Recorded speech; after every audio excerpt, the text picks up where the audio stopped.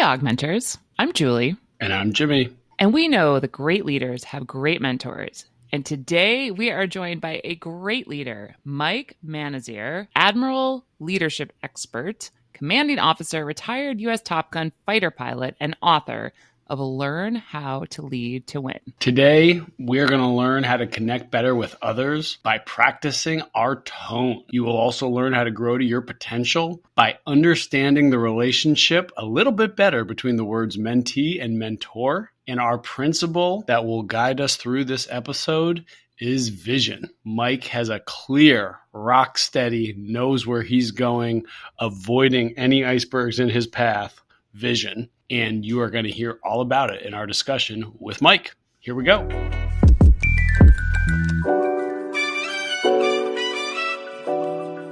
So first of all, Mike Manazir, welcome to AugMentors. We are so excited to have you. You have an incredible history we're going to hear all about in the Navy, aviation, an incredible leader, and the author of the book, Learn How to Lead to Win. But first, we want to learn a little bit more about you. So Mike, one of the ways our guests introduce themselves is they often say that a mentor is somebody who saw something in them before they saw it in themselves. So who was that for you and what did they see? So I've had so many mentors through my life, Julie and Jimmy, and it's wonderful to be here. I'm already feeling good about, talking with you, and we've already established a rapport. So thanks for that. And it's just great to talk about this stuff. The first mentor that really affected my journey and that I write about in the book, and the book journey is from when I started thinking about going to the Naval Academy, U.S. Naval Academy, graduated in 1981. All the way to retiring in 2017, 36 years later, well, actually 40 years later, wow, when you count the academy time as a 2-star admiral. But that first mentor was a guy named Chuck Clopton. And Chuck Clopton was That's a great mentor name, by the way. Yeah. We've found most mentors have great mentor name. That's a great one. Yeah, Chuck. Okay, Chuck.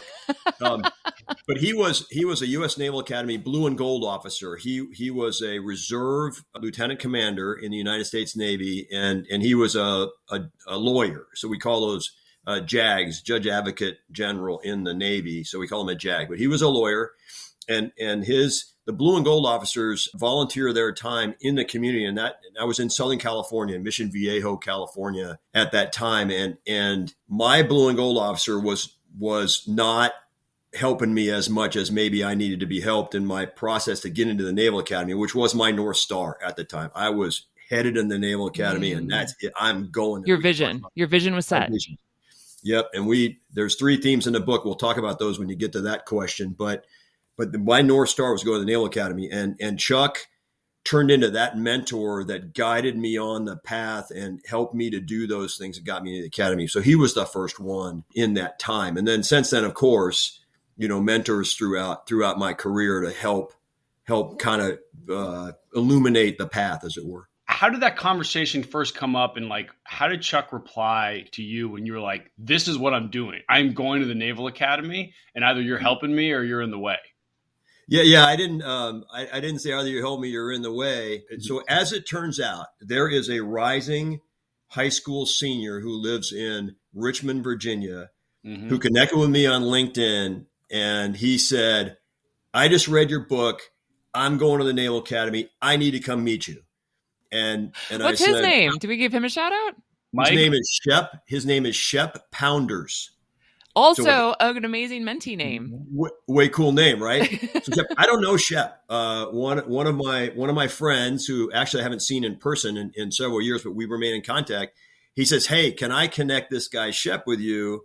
He's high school. He wants to go to the Naval Academy." I said, "Yeah, sure. I mentor and give advice on the kind of stuff." Well, this kid's like, "I need to come meet you in person." I'm like, "Dude, I can still help you without you coming all the way up here." He said, "No, I'm coming in person." And so I introduced him to my admin, and she set up the calendar, and he's coming to Boeing headquarters next week.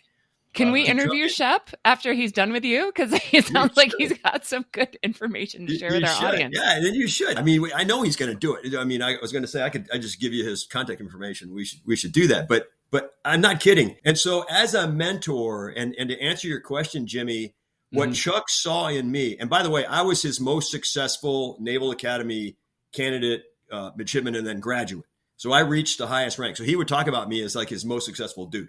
Well, I was going there and I was going to fly, and that's what I was going to do. And so when I listened to Shep, what attracts me as a mentor is his drive. And you're going to do what it takes to get to that North Star, and I'm going to help you on this path. And we'll talk about, in like Julie, you and I talked about, the different kind of mentorship where you're pushing somebody. But this is easy mentorship. This is channeling that energy towards the North Star and seeing something in somebody that says that kid or that person is gonna succeed. And so when Chuck first met me, he knew that this was going to be relatively easy for him. He didn't have to do any convincing. He'd just say, okay, do this. I'm going to do that in spades, do that. I'm going to do that and more. I mean, go here, do this, bang, bang, bang, bang, bang. So all the energy, he can channel the energy towards what needs to happen. So Mike, what do you think after the first time Chuck met you or talked to you, what do you think he turned around and told to his friend at coffee the next day or his, partner at dinner that night? What do you think he said about you? How did he describe you after that first meeting?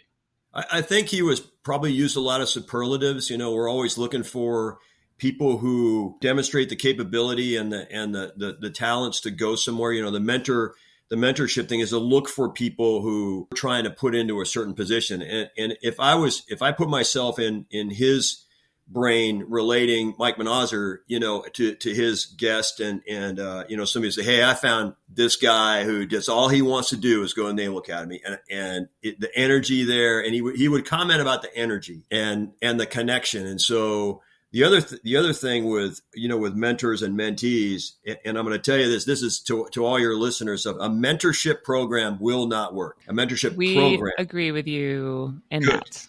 It will. We are aligned. Well, there's a Yeah. lot of reasons why it won't work. And there's a very few that set it up for success that usually are not Correct. part of it. Yeah.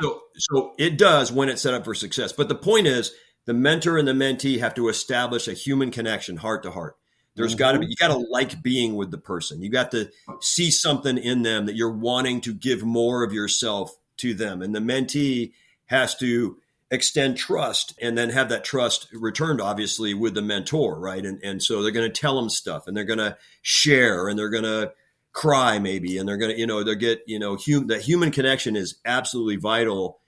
And I just found that, it's like Chuck, I'm sure he went to dinner, that night, Jimmy, and he said, I like this kid. And so as is related in the book, Julie, I would see him in 1986. I was assigned to USS Carl Vinson in VF-51 fighter squadron, flying Tomcats off the ship. And Chuck was part of the Admiral's staff. He was the Admiral's lawyer. So here's this kid, this high school kid that he mentored to get into the Naval Academy. I'm Tomcat pilot and a relatively famous one on the ship.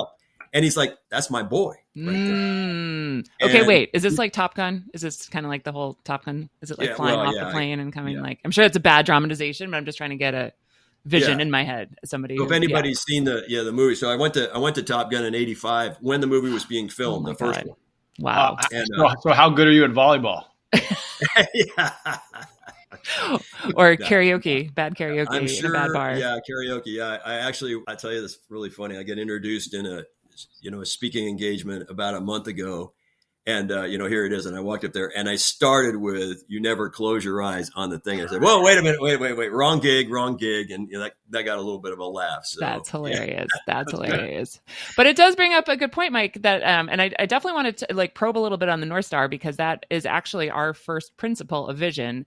But I love what you said because I think there's an element, we talk a lot about the mentor and the mentee each getting an equal amount out of the relationship. There's an idea that, the mentee is the only one who's going to get anything and the mentor is continue to give. But look at how your mentor was able to not only feel a flex in his environment, but he also probably felt really great that he had been he'd participated in your journey. So he could be able to, sort of see success in himself too. And I'm sure he's learned a ton from you. Also, you probably kickstarted him. You probably kicked his ass too a little bit to get, him back in the game, getting excited about things. So that's awesome. But also the North Star, can we talk a little bit more about that? Our very first guest, Pete Brace, said, when you're mentoring people, they say, you gotta wanna.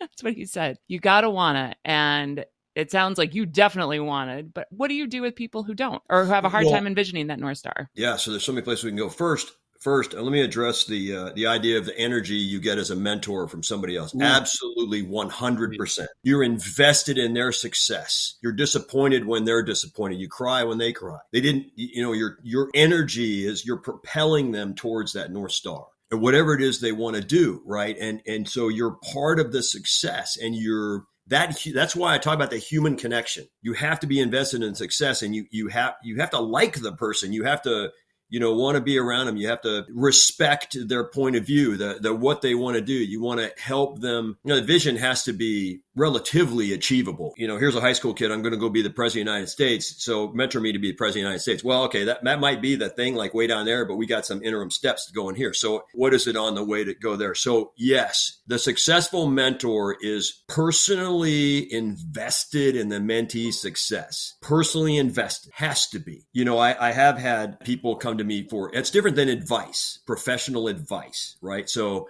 I have people in my current company that come to me for mentorship, but actually it's advice, like how should I think about work and stuff like that. So it's a little bit of a superficial thing, but everybody calls it mentorship. And they look at somebody who's relatively out there, and then in the public space a little bit, like they see me on social media and they see I write about mentorship. Hey, would you be my mentor? Obviously, you know something about this. Well, if there's no personal connection, certainly can give professional advice, but there's a difference there. So, but you've got to be able to have that connection towards the vision. And I find that the mentee, they have to wanna. They have to. What are we working towards? I'm going to give you, we'll go to that thing you and I talked about in the call. I want to do that differently later on. It is not worth mentoring somebody that doesn't have a vision. If you want to succeed, you need to have a vision. So my book has 3 themes in it. The first one is a North Star vision. Begin with the end in mind. One of the 7 habits of Covey is to have a vision. Napoleon Hill, Think and Grow Rich. You write it down. I'm going to do this. Here's the date, and it's going to happen. When human beings... Mike, you'd be stunned how powerful that is.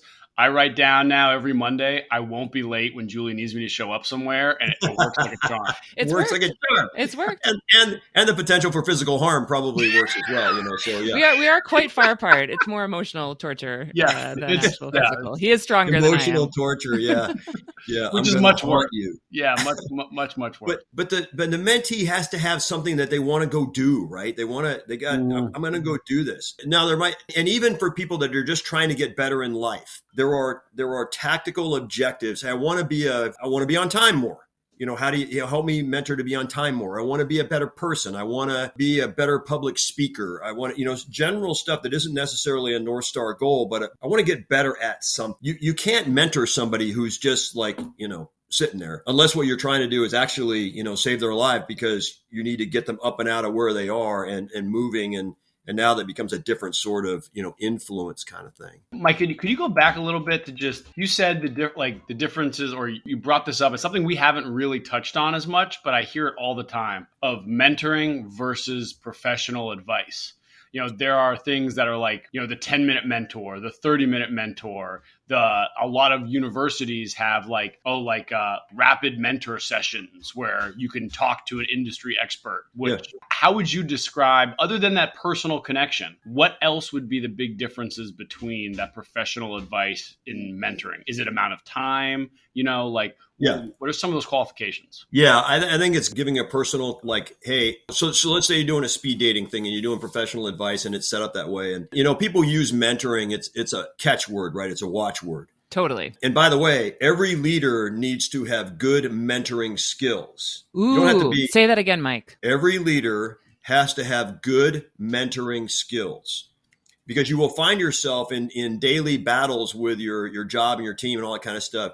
You will fall into a mentor mode, whether it's how to do a presentation or a paper, or it's feedback, right? And so maybe one of your direct reports gave a presentation to the big boss, and now you walk out of there, and of course the mentee's like, well, how did I do? Or you're going, oh my God, we just failed incredibly. But now you're going to mentor the person because they were in the arena, and now you want to help them out. But that's different than being a mentor. And people oftentimes they split those things apart. There's leadership and there's being a mentor. Every leader has to have mentoring skills and has to be good at it. Otherwise, you're not going to influence your team to be better. It might be group mentorship. It might be individual mentorship. It's providing feedback to people on what their strengths are, what their weaknesses are, how to improve, what I can do, that kind of thing. So, and is that because every leader needs to be emotionally invested in the success of their team?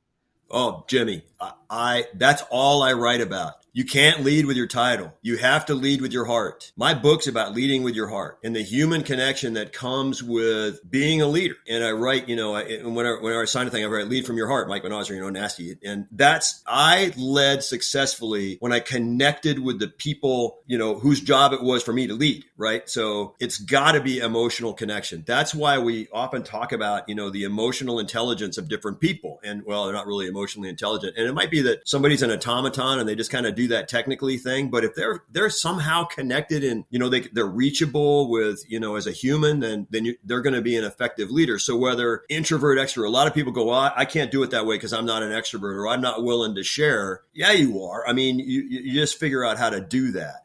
And so no matter if you're an introvert or an extrovert, if you don't enjoy getting on stage as a leader, if you don't enjoy giving speeches, if you're not a cheerleader, different person, if you connect, through your heart to people and you genuinely find a human connection, you ask about their background, you're interested in their perspective, you're being inclusive, that's from the heart. And you get rid of any of the trappings of rank. So, I had all kinds of privilege in my career. I was an officer in the United States Navy. I was a Naval Academy graduate. I had rank.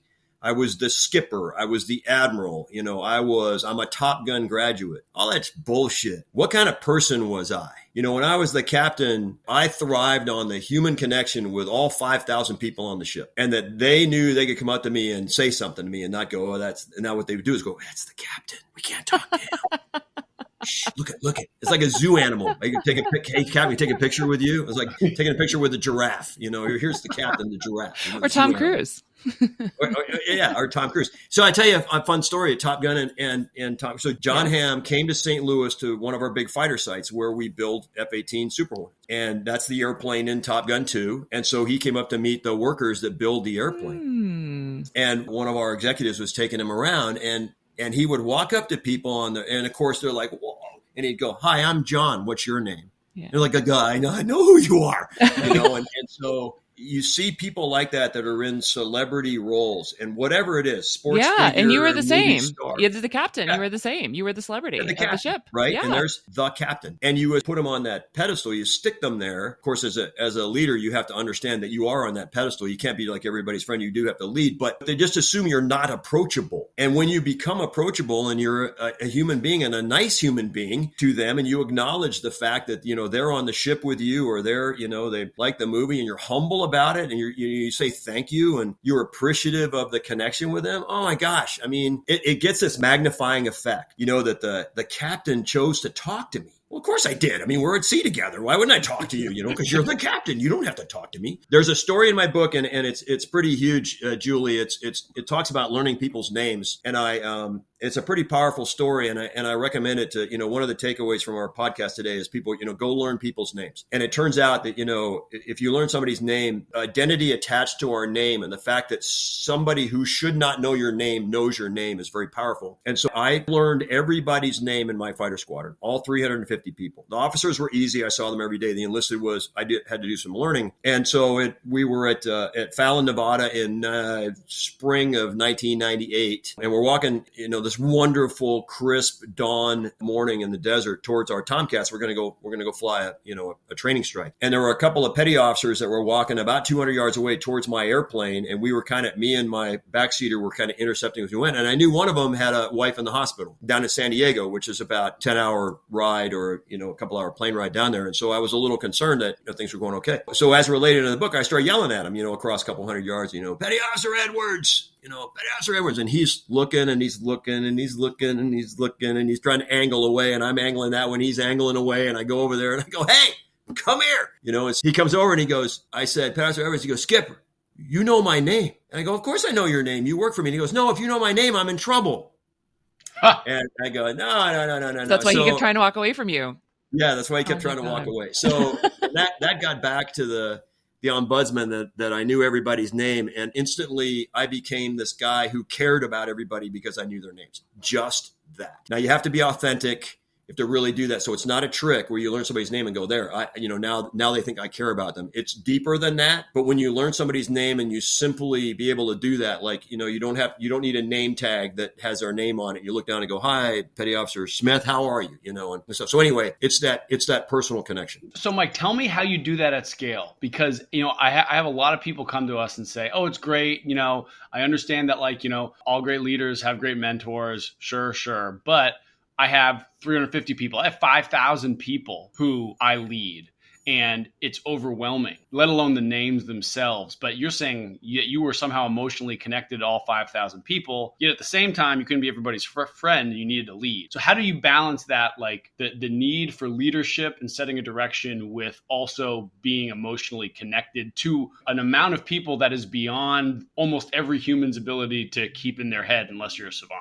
Yeah. So tone. Tone. Okay. Tone. I love that word. That's a great word. Communication and its tone. And I commanded USS Nimitz from March of 2007 to August of 2009. That's 5,000 people. I don't want anybody saying that they can't lead 5,000 people. BS.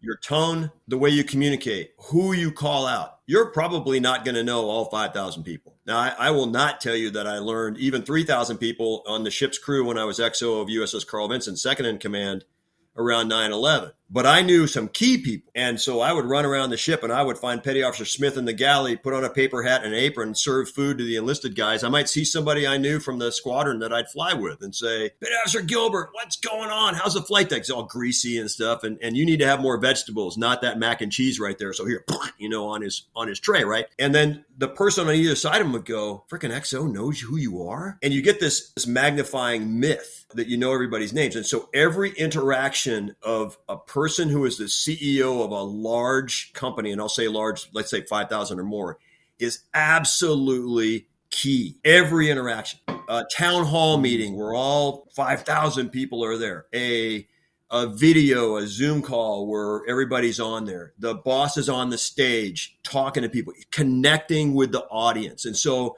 how do musicians and how do comedians connect with the audience? And you're in an audience and you're watching somebody on stage and you think that they're just talking to you. That's the skill set. It's that we are in this together. You're transparent. You share everything you know, and you'll know what to share and what not to share.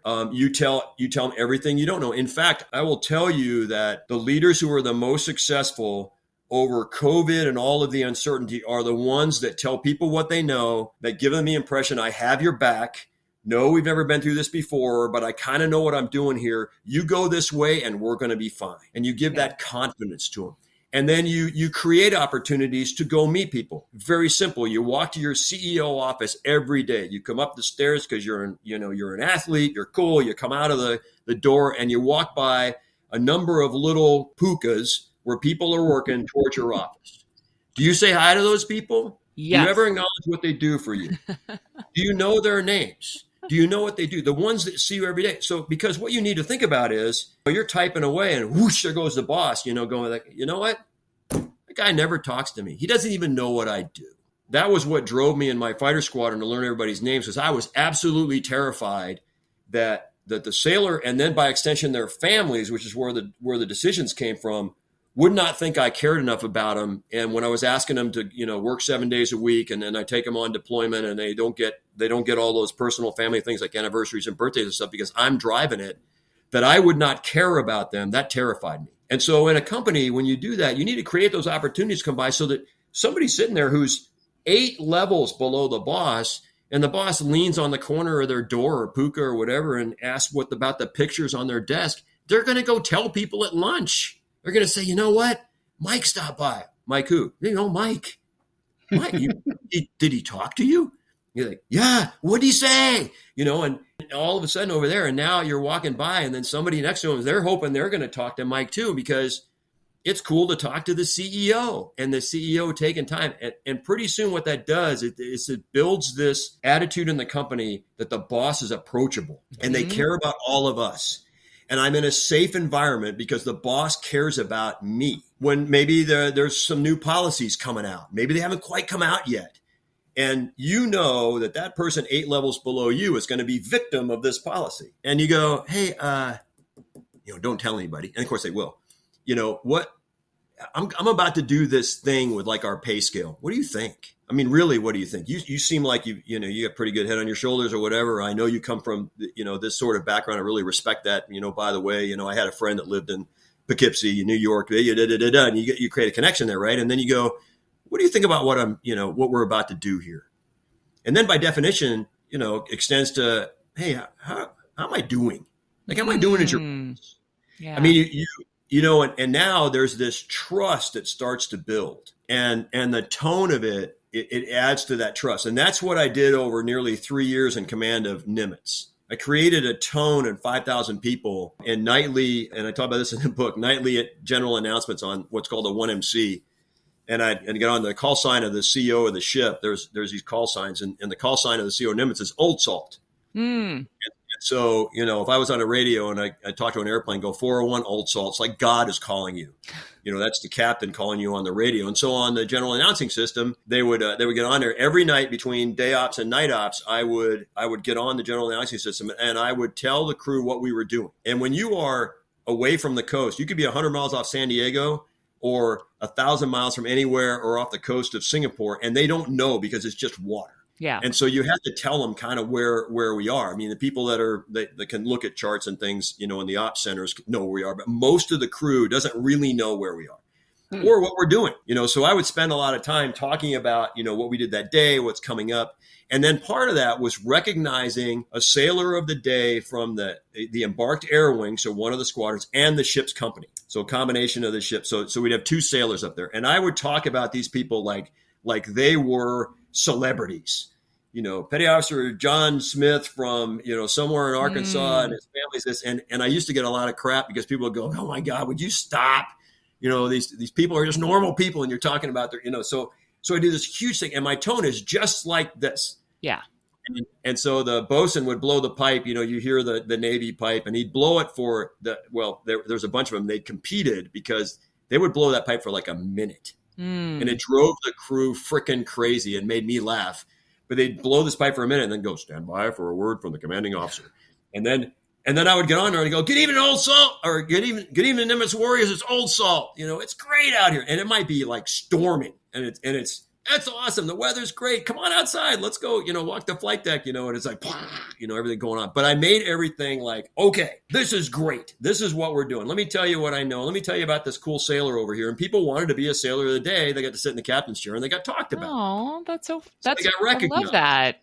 That reminds me a lot of Mike knowing that you're in aviation, right? It's like when the captain, for most of us who are not in the Navy, but just like you're on an airplane and the captain comes on and he like is confident that like whatever's going to happen is going to happen. And like, maybe he'll give a shout out and tell you a fun fact about the flight attendant. And you're like, oh, okay, everything's going to be fine. But just mindful I'd love to hit your other themes for the book. Cause I think you have the second theme. Do you want to jump into that?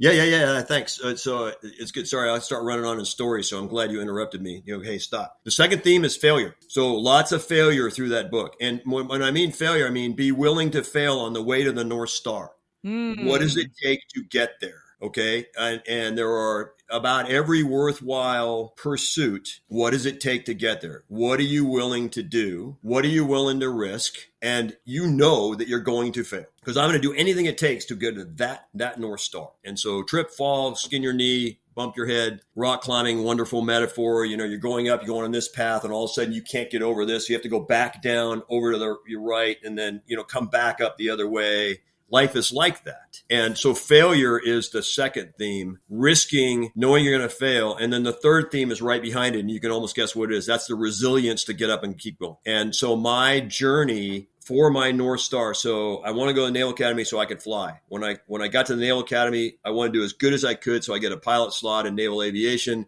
I got that pilot slot. I went down there to be as good as I could so I could fly fighters. I wanted to fly Tomcats. And I did that. I got that. There was a slot available. I was able to choose that slot. Now I get into Tomcats. I want to be good enough to continue to do Tomcats. And then I got there and then nuclear power happened. And we'll talk about that from a mentorship perspective.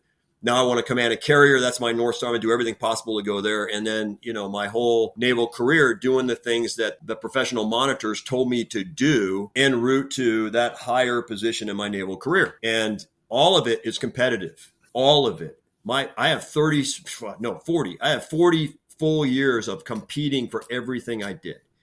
And so you have to beat that competition to get what you want, and you have to be a good person on the way. So the resilience and recovery, and I do write about and talk about and will answer anybody, you don't fail until you quit. Right. You don't fail until you quit. You don't fail until you quit. Yep. Because why?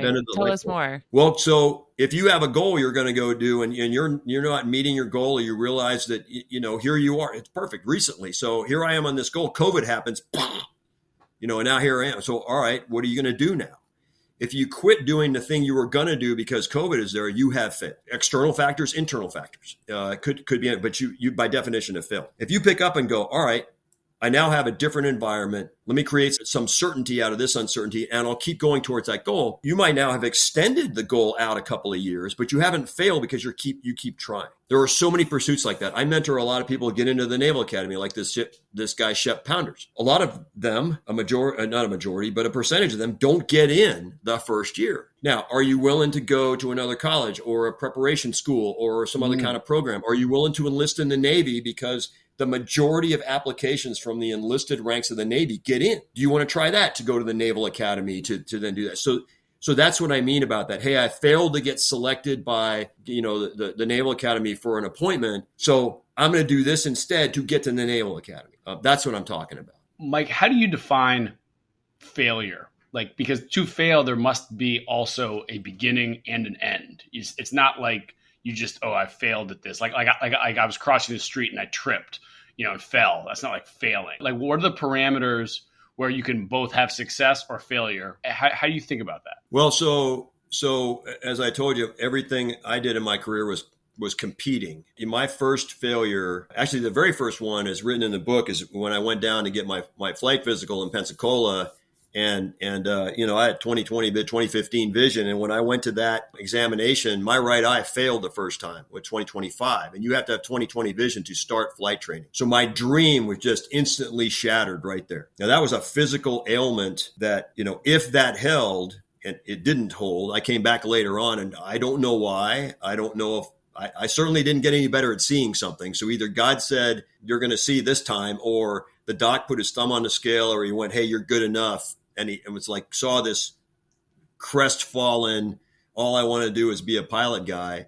And there were a bunch of people that went down and failed the eye test. And so I can feel in my heart individuals like me who just wanted to go fly and then fail that. So that was the first specter of failure. But the time I actually failed, you have to go carrier qualify in your training airplane in the training command in the Navy. So before you get your wings of gold, Navy wings, flying a gray airplane like a Tomcat, you have to go to the boat in the airplane you train in. And at that time, it was a T2 Buckeye, which I CQ'd in, carrier qualified, called CQ. So I CQ'd in that. But in the TA4 Skyhawk, I failed. I did the 6 landings, and it's described in the book. And I thought I had passed. The landing signal officer said I had passed, but it turns out when they did the grade average, I didn't pass. That wicket is required to keep going. So I had not met the standard to keep going towards my wings of gold. That was the last thing, and it's pretty hard to do. It was the last requirement for me to go to Tomcats or to go have a chance for Tomcats. And until they determined that I could go and try again, I got stopped. And that was failure to me. So tell me then, as someone who's competed, you said, for 40 years and trying to be emotionally invested in so many of the folks that you worked with, when was it the most emotional release for you along your career? Was it when you finally achieved the goal of captaining the Nimitz? Was it maybe leaving the people behind on the Nimitz? Was it retiring and being like, I can kind of take a little of that edge off of competition, though you might have never taken any edge off of competition? When was the biggest emotional release? Not maybe most emotion, but like feeling of satisfaction. So it was the recovery from the failure where I thought I was done. So there's 2 things that I write about in the book. The first one is this failure to qualify. And by the way, the subtext of this is you turn around and look at that failure and recognize that when you do succeed out of there, it's something that is better than you thought would have been. And you look back and go, wow, always. That's why it was supposed to happen to me. It's always better. So projection is God's Jimmy, protection. Yes, it is. Yep. That's when you accept that, life becomes a lot easier. but Jimmy, the answer to your question is the achievement after the failure. So when I did ultimately qualify, I actually was so confident going back to the ship the second time, it was a done deal. And when they said you're a qual on the radio, I'm like, yep. But I was like, I was huge and I got my wings. I was pretty cool. And then because I passed that hurdle, I was high enough. I graduated number one in all of the students that week from around the naval training, country. And there was a Tomcat slot. I got to pick that Tomcat. And now I knew after going to the Naval Academy, going through flight training, 6 years plus of desire that I got to go fly a Tomcat and I got to go do that. The second time was I failed to select for an aircraft carrier through the long process of Navy nuclear power training, and not until the very last time. And I was devastated because there was almost a decade of really, really, really hard work. And I do want to get to this mentor, kick you in the ass thing later here. But the next year, after a year of screaming at the world, screaming at myself, screaming at the Navy, angry at everything, I got command of the Nimitz and was like, oh my God, died and gone to heaven. I got to fly Super Hornets off my own ship. Commanded an aircraft carrier, flew Super Hornets off the carrier. It was an epic job and just joy every single day of being in that job. And just, the man is the ship is the man. You just become the ship. I was in heaven. I could have done that job. I want to go join the Navy. Should we go join? What do you think? Yeah, are you ready? You should join. Let's do it. We definitely can't fly anything with our eyesight, though. Both of us. But, let me answer I'll tell you what, I was so invested in Nimitz, turned over command of Nimitz in Yokosuka, Japan, about 30 months after, and starting on the third deployment with a bunch of stuff in between. And it felt good to give up command. I was happy. I had selected for Admiral and, was headed to do that. That's pretty cool. I mean, but I really loved being captain. I was depressed for 3 weeks. I didn't know what to do with myself. I didn't know where to apply my energy. I was, you go from running at way hard, way high. I mean, running hard to I'm not responsible for anybody anymore. And it was devastating. So emotionally, the letdown was like a cliff.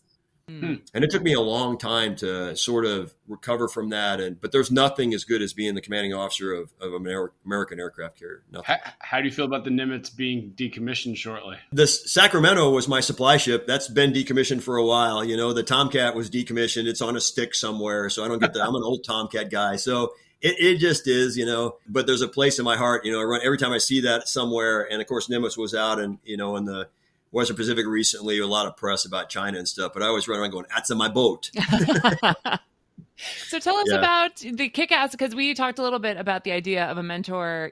We talk a lot about mentoring with a lot of good questions, and we've had recent guests really focused on, kind of showing up for somebody, ask, really wherever they are. But then you and I had a conversation about a mentor that kicks your ass. So tell us more. Yeah. We talked about the professional advice. And then there's, the mentor that is answering your questions and helping you along as you move kind of on your own power. And then there's mentors that, of course, they're personally connected with you and soft touch, touchy-feely kind of things. Then there's the one that kicks your ass through a door that you don't want to go to because they see something in you that you don't see or don't want to do. But they know that for you and the organization that this door is best. So if your audience will go with me, there's a door in front of you. We'll call that door A, and you're trying to go through door A. And it won't, you won't open door A. And right here on your right shoulder is door C, and that's open. And the organization wants you to go through door C. And it could be anything. You're a strategy person in a company and they want you to go to ops or finance or something. And you don't want to go that way. You like strategy. I want to be over here.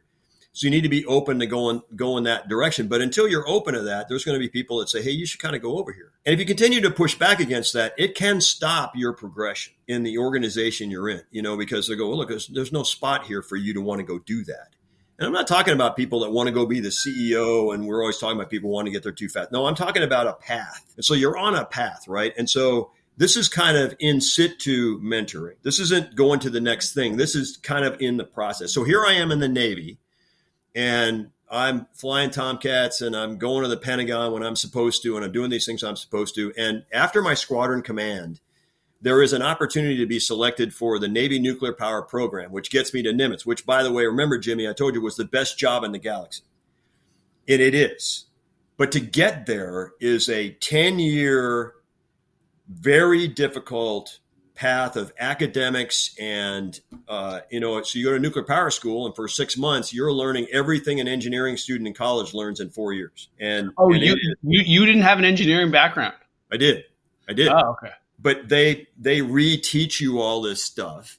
And when I was in the Naval Academy, I lived test to test. I didn't learn anything. I just helped on the test. Graduated with a 2.7, which was good enough for me to get to flight school. I'm good. Well, in Navy nuclear power, you learn everything by definition. You will learn all of this. Whiteboards, white sheet of paper. There's no true, false, multiple choice. It's this question at the top, page this long, and you're filling stuff out. 8-hour oral board, 8-hour tests, 4-hour oral boards with some very humorless people from the Department of Energy who are, checking you on your academics, right? So it's very, very, very hard. I mean, it is nuclear energy, so that makes some sense. Yeah. Right. There's a reason why it's that way.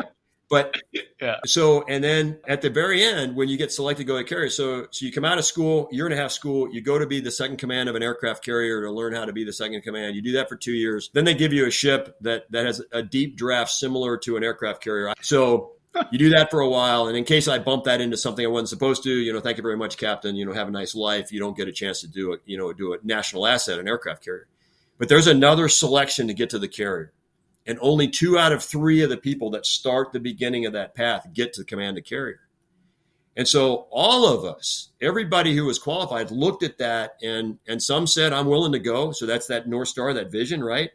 And other people like me, were like, no, And I was doing good enough to actually continue on a path to be the air wing commander on the ship. I was convinced that's where I want to go. Door A, right? Door A. I'm going to go that way and be an air wing commander. And I still end up being an admiral later on.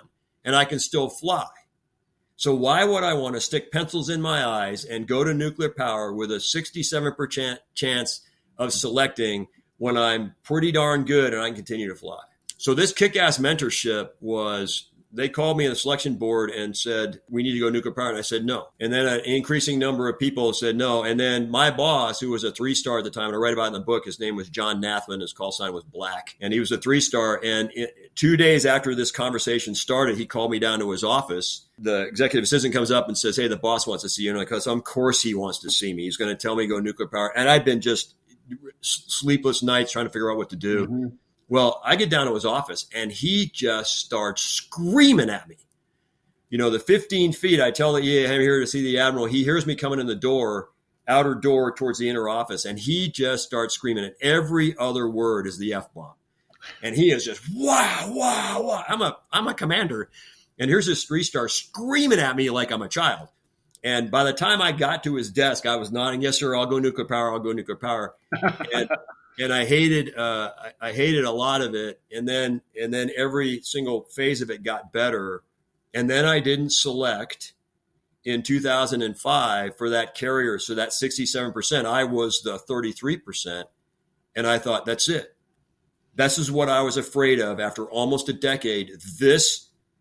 All of this effort, and you didn't select me. And I was so angry. And so what did that mentor say? What did that 3-star say to you? Well, he was already gone, and he was a 4-star later on. What he actually said to me, after I got command of Nimitz, he was just freshly retired. He brought a VIP group onto the Nimitz for a tour. And I'm up on the bow to receive the VIP group. And he looks at me and winks, and he goes, I was right, wasn't I? I said, yes, sir, you were. So that's the kick-ass mentor. That's somebody that, is trying to push you to a place that you don't want to go necessarily because they see something in you. Love it. Mike, really quick, at the end of our time, I want to ask you a rapid fire, first word that comes to mind, word association. So I'm going to give you 4 words, and I want to know what comes to mind right away. Okay. So when I say mentor, what hits you? Heart. How about when I say mentee? Committed. Ooh. The word sponsor? Invested. And lastly, coach? motivator. I love that. I love that. Mike, you've given us so much to think about. You are the first guest that I actually would like to record a voicemail for me to listen to every morning to get me out of bed and get me energized and focused for the day. You have just the most incredible focused energy. Totally. Mike, thank you for your service. It makes me feel lucky to be an American, to have people like you who keep us safe.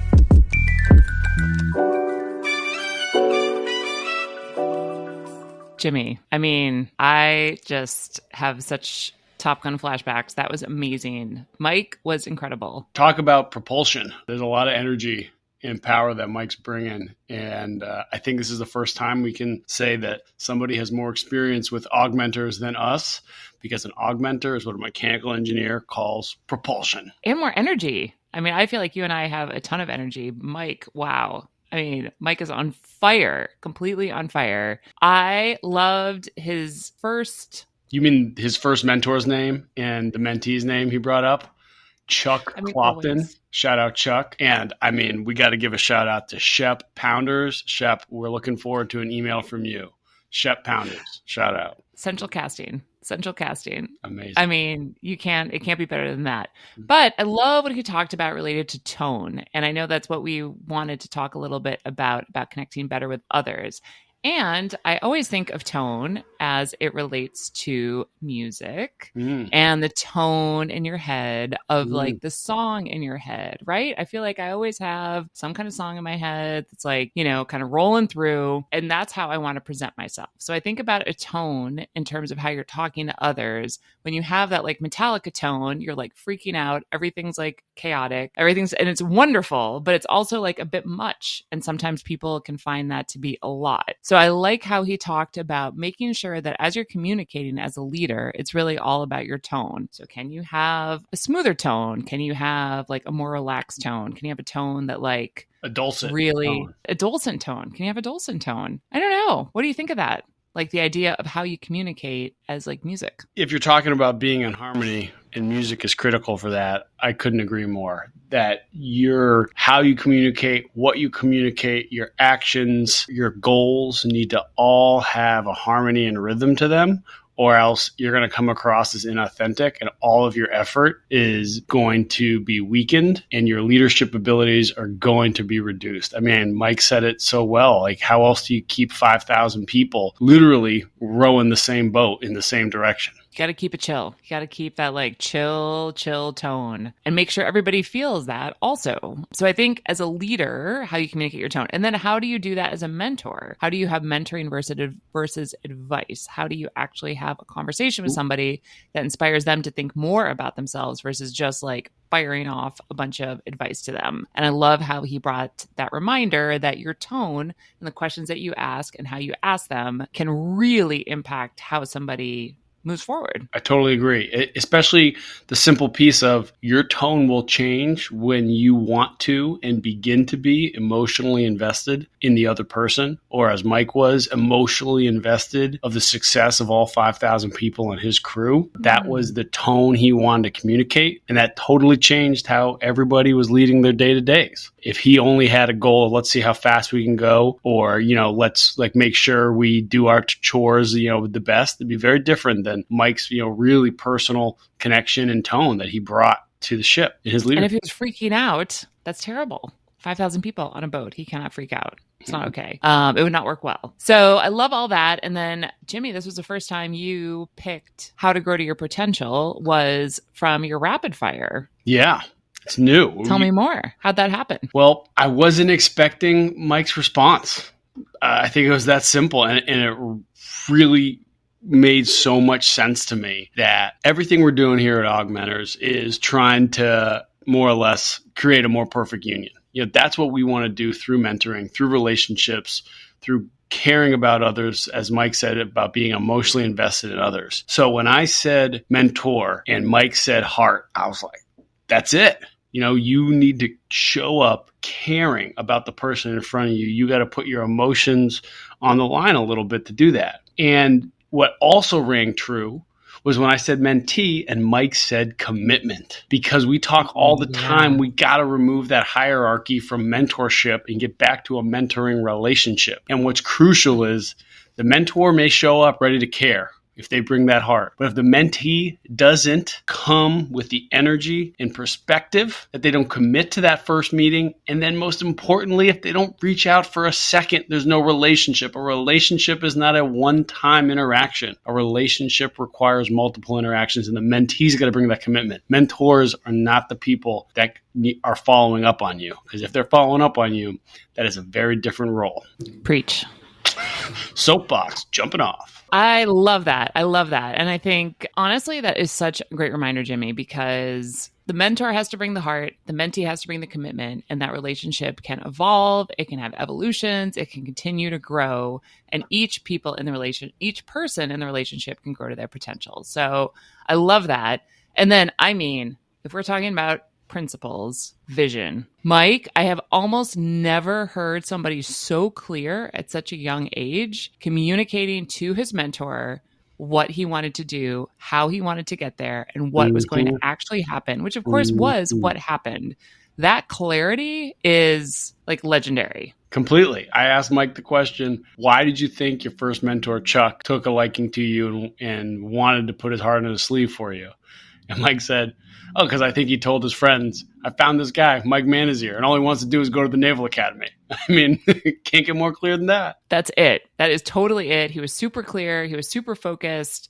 Not everybody, of course, has that experience and everybody feels that way, but dang, Mike, vision, pass it on. Did you have a vision like that? What was your vision when you were at the end of high school? Where did you think you were going? Well, as soon as LeBron James got drafted 1-1 in the NBA draft and he was younger than me, it became not just abundantly clear as it had earlier in life, but just super duper duper clear. Yeah, there was no way basketball was going to be a way for me to be making money playing. So my vision of concrete courts slowly faded. It changed.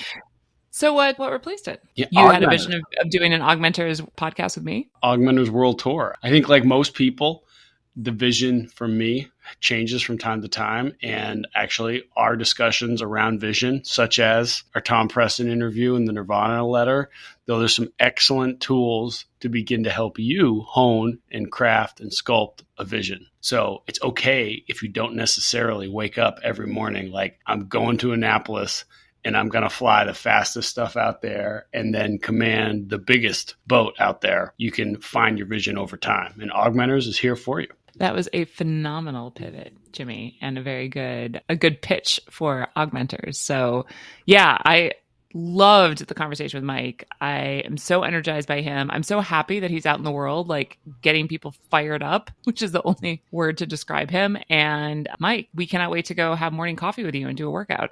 I feel like morning coffee with Mike is, any time of the day, though. It's totally. Yeah, it was amazing. What a great conversation. And check out the book, Learn How to Lead to Win. Shout out, Mike. AugMentors out.